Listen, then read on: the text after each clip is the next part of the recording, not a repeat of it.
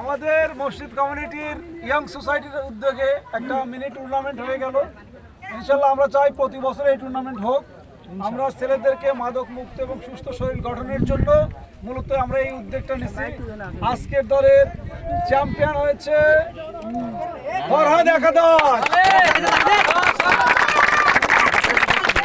এবং দুর্দান্ত ভালো খেলে তারপরে হেরে গেছে আমিরুল একাদশ। তাদের জন্য তাদের সর্বপ্রথমে আমাদের ম্যাচ রেফারিদের পুরস্কার, ম্যাচ রেফারিকে পুরস্কার তুলে দিচ্ছে আব্দুর রাজ্জাক সাসামিয়া।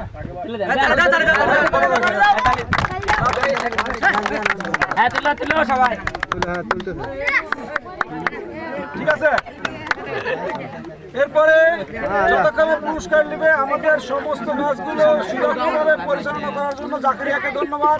জাকারিয়া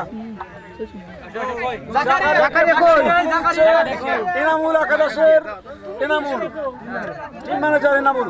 জাকারিয়া কই?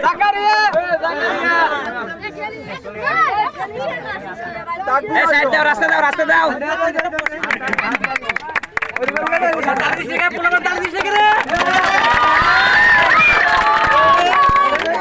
এরপর আরো একজন রেফারি আছে আমাদের আজকে, তাকবীর আবু জাফর তাকবীর।